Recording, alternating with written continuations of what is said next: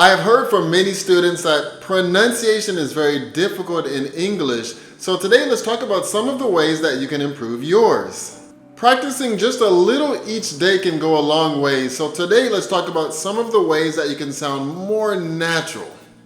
Are you ready to learn how to improve your English pronunciation? If so, then let's get into it. Pronunciation is an important part of English.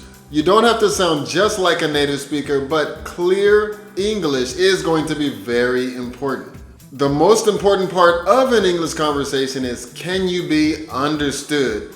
And then also, can you understand the other person? If you have these two things, then you have the makings of a great conversation. You will have more confidence and better conversations. So today, let's talk about some of the ways that you can go about improving your English. So first, let's talk about reading out loud, and 5 to 10 minutes can be enough. Of course, more would be better. Work on your pronunciation muscle and prepare your mouth to work on the sounds that you're going to need to speak great English.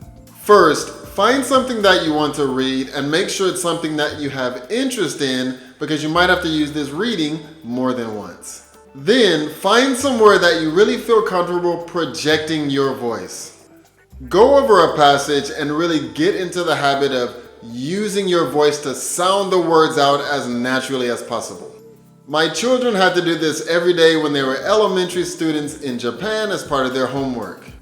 It was slow at first, but after a while you can see how they got better and better at reading and pronouncing the words clearly and as naturally as possible.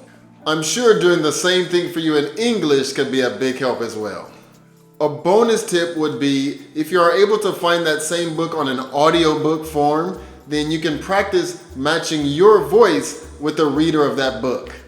You don't have to sound exactly like the reader, but this is a good way for you to practice finding your own voice in English. Find a clear way of speaking that gets your point across to others in a conversation, and this is going to lead us into the next point. There are going to be some sounds that you're just not familiar with.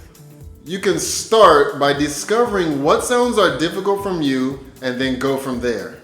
The students that I teach in Japan usually have troubles with a B and a V sound, F and H, as well as an R and L sound. Many Japanese learners also have problems with the TH sound as well. There isn't a similar sound in Japanese, so it can be hard to pronounce at first. I found when I first started learning Japanese that the tsu sound was difficult for me to pronounce. Every country has sounds that are difficult to pronounce, but the key here is to find out which sounds are difficult for you to pronounce and then start there. Once you have the sounds down that are difficult for you, start to practice those sounds so that you can get them down to the point where they become second nature to you. The more exposure that you can get to the sounds that are difficult for you, the better it's going to be for you in the long run. Next, have you ever tried tongue twisters? This can be a fun way to practice a lot of different sounds. You can also give your mouth practice working on the movements that are going to produce certain sounds. You can find tongue twisters online, you can find tongue twisters in a book. Find some that you think you can do and then practice them little by little each day. See if you can repeat them over and over without making a mistake. Or how about set yourself a challenge goal and see how many times you can beat it. We used to do lots of tongue twisters when I was a little boy back in elementary school. So try it out and see what you think. Compare yourself to someone doing tongue twisters correctly and see if you are able to match them. A real person or a recording will do here.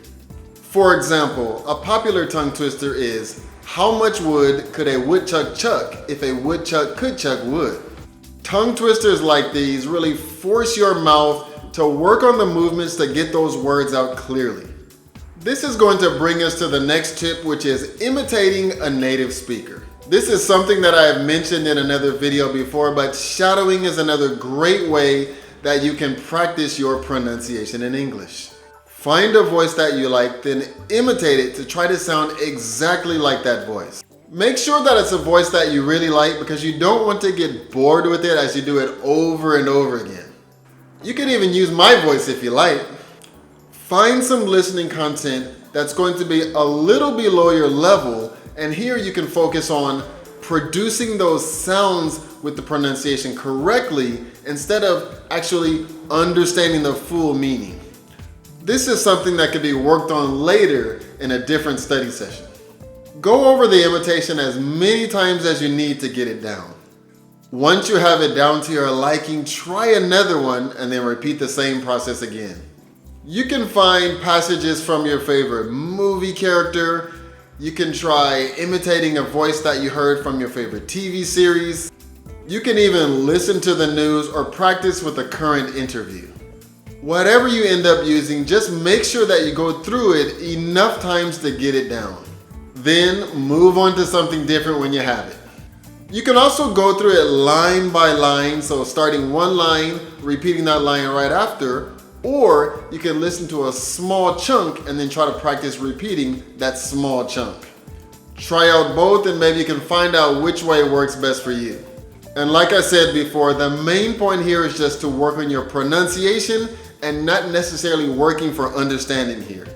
If you can practice a combination of these each day, you will notice progress in your pronunciation. You don't have to do it very long, but you do want to find time to get practice in every day. If you can find 5 to 10 minutes a day, of course more would be better. I think you'll really see the benefits and how your pronunciation improves in English. So just try it out and see what you think. Okay guys, get out there and start practicing your pronunciation. Like I said, you don't have to be a native speaker, but the clearer that you can get your pronunciation, the better it's going to be for your confidence and to improve your conversation. So if you got any good benefit out of this video, how about share it with someone else that you think it could help? And if you're interested in learning any more about listening, how about check out this video that's popping up right here on the screen. Thank you guys so much for watching. I look forward to seeing you in the next video. See you.